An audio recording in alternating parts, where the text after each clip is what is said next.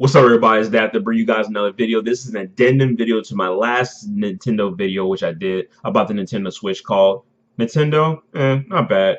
Letter grade B minus, January 12th Nintendo Switch review. So I had to a lot of information to this video, hence an addendum, due to a lot of my subscribers, people like Wade Duel, people like Bakakarok, and information I totally forgot about, or I was aware of, but I did not elaborate, and I just, for some reason, I just forgot about it. You have to forgive me because this morning I did that video, or this afternoon I did that video, and my mind was rather foggy, and now it's a later day. I'm able to think clearly, and I'm not too tired now. So let's get right down to it. Number one, Bakakarok made it clear to me that the hard drive space in Nintendo Switch will be 32 gigabytes, and I did research on this. And I did not see any specifications in Nintendo Switch, but we still don't have them yet. But the Nintendo Switch will have 32 gigabytes of hard drive space, just like the Wii U.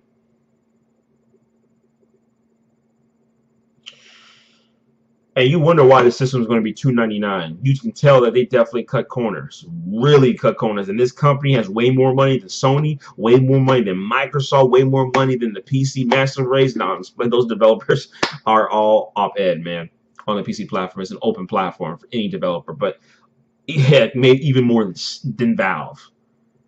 Nintendo is greedy, and the fact that they did not give the consumers 500 gigabytes as a minimum amount of hard drive space is absolutely laughable and foolish. The Nintendo Switch will have 32 gigabytes of hard drive space. If you are a digital gamer, if you don't care about physical copies, you're screwed. Take, for instance, Dave's having enough 187 is a person who favors digital over physical copies, because he can play it immediately. He can download it, and once the game becomes available, he can play it a couple hours, before it's even released, or maybe the game will allow you to preload it way before it's even released. You don't have that option on Nintendo Switch. Because the games that are going to be released on Nintendo Switch in terms of hard drive space are going to be rather huge, even though they're heavily compressed. I give Nintendo props for that, for compressing games, because if you compare the compression of games from the Nintendo Switch to the PlayStation brand or Microsoft brand, it is absolutely pathetic. The video is lagging a little bit. Sony's games like The Last of Us Remastered is like 45 gigs, God of War 3 35 gigs, Ratchet & Clank 30 gigs, Uncharted 4 60 gigs. It's insane. And then you have to take into consideration updates. You do know that Nintendo Switch games will have updates if there's anything wrong with it. Like Donkey Kong Tropical Freeze had one. Like Splatoon had one. Like Smash Bros. Had one. All these games actually had updates. So not only you take into consideration of downloading the game itself, you have to install an update to it. And you expect us to do all that in 32 gigabytes of hard drive space? Nintendo, you are stupid. This is stupid as heck. And the worst part about it is that this is not going to be well for the worldwide market share, because you do know that not every single region in the world where Nintendo has a portion of the market share, as in like they have their Nintendo Switch being sold in some countries like that are not really they're concerned, like Brazil or Nigeria or South Africa or Vietnam, wherever the heck they have their system being sold on. Not everybody has access to physical copies of their games. You know what I'm saying? China just now recently opened their laws to consoles. You know what I'm saying? They've always been a PC, dev country. PC gaming was the future for China. Now consoles are now accessible to the company because of to the country. Okay. But overall, for Nintendo, this is going to be hard, because getting a physical copies for some of their games, which do come limited, just depending on what they're selling, is not going to be good. If there's like there's not going to be an infinite amount of copies for Super Mario, what's the game called? Super Mario Odyssey, or Shin Megami Tensei 5, which is, we don't know when that's coming out. The development of that game started now. Some of these games developments have started this year, and some of them are not going to have infinite amount of copies. So wouldn't it be wise to pursue a digital platform a platform that's suitable for both gamers who love physical and digital, or digital? Okay, would that be more smart for Nintendo to do? You know what I'm saying? It would be smart. You would increase the hard drive space so everybody can enjoy it.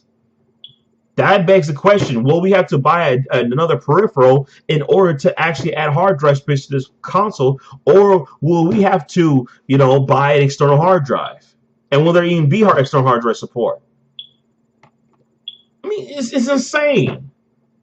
So we gotta wait for more information. And now Nintendo is having Treehouse events, which I don't know how long they're gonna last for, today or for the whole week. I have no clue. I have no clue. Okay.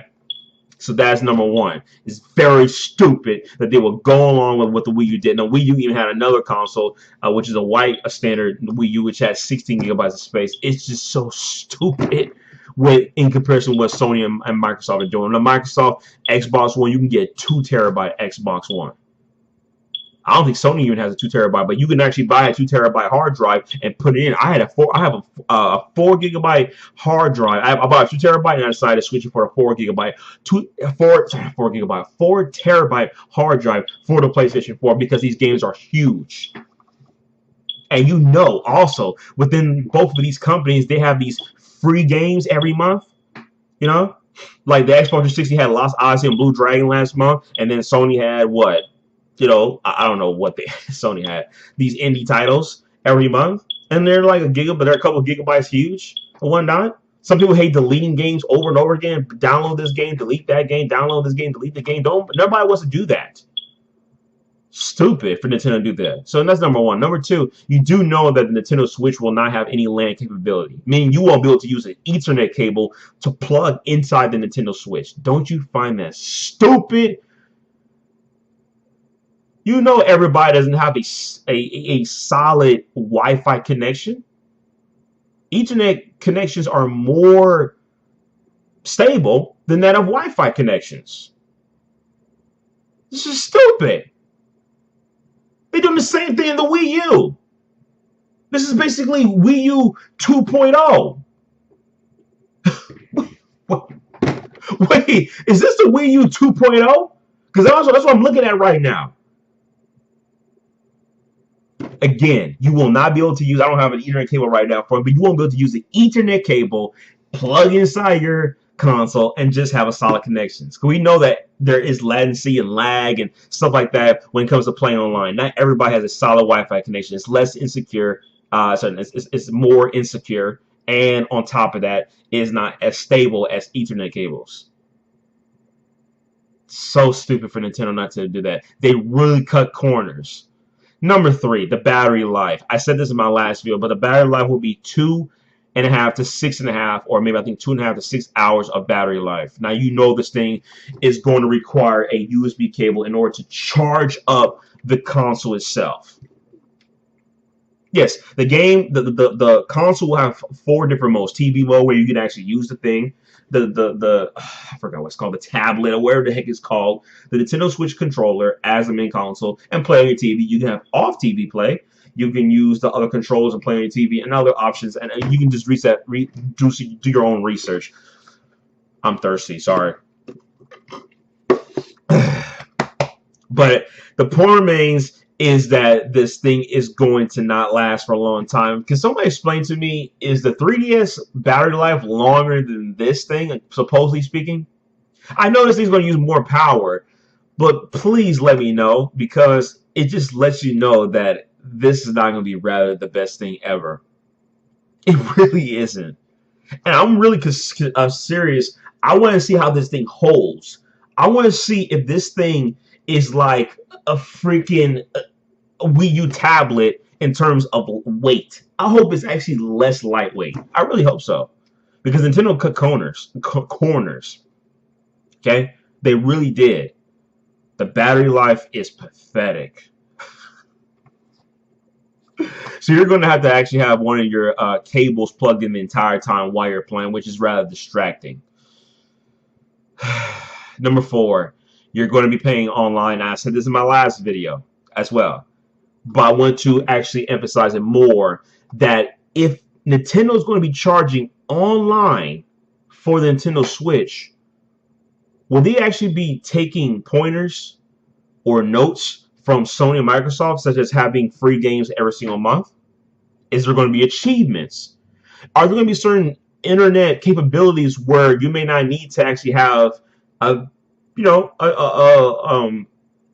where you need to have mind, where you need to actually have a account to pay. You know, let me start all over. I'm not making sense right now. Will there be certain capabilities that will be accessible to you without paying online, such as party chat, such as downloading digitally? Simply put, such as getting DLC or whatnot, such as getting certain deals. Will these features be available? What if Nintendo wants to put an MMO on the Nintendo Switch? Will we be paying Nintendo Switch fees as well as paying for the MMO if they ever decide to do something like that? You ever thought about that? This is very stupid on Nintendo's part. This is going to rather alienate the Nintendo fan base, and I'm also going to talk to those, and I will talk about this, who like to damage control about, oh, look, we don't have to pay online. We don't have to pay online. Well, if you're going to be paying online, damage control. And it begs the question, too, also, not only is it damage control, but also some games are getting ported over from the Wii U to the Nintendo Switch, like Mario Kart 8. They call it Mario Kart 8 Deluxe Edition, which means it has all the DLC. Okay? I don't know what other games are getting ported. It could be Bayonetta 2, could be Splatoon 1 with all the DLC, could be Smash Brothers Wii U with all the DLC.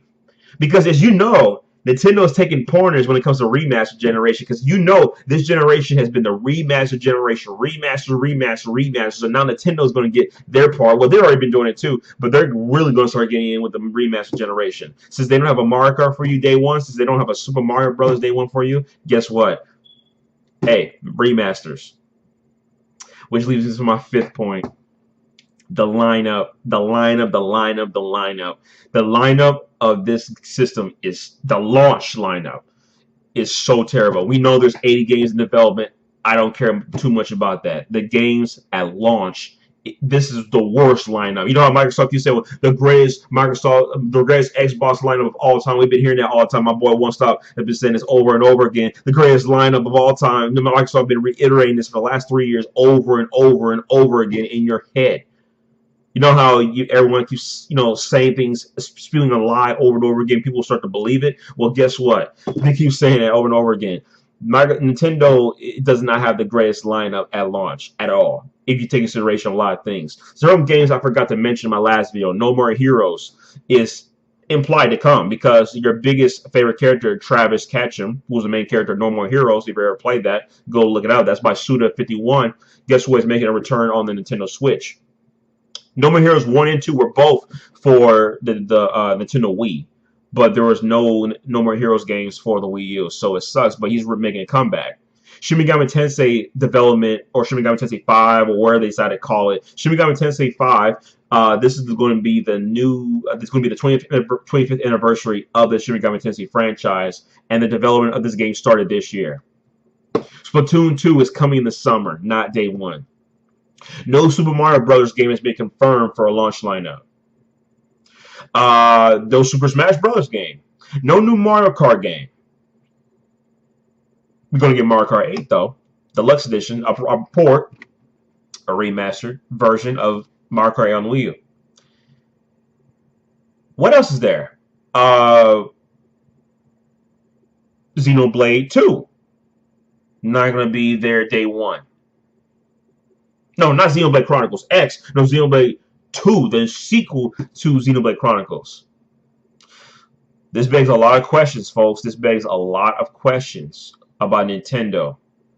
Their lineup. What are they going to have? Arms Up? 1-2 Switch? The Legend of Zelda Breath of the Wild? And Mario Kart 8 Deluxe Edition. That's it? Anything else? Super Mario Odyssey is going to be coming out holiday 2017.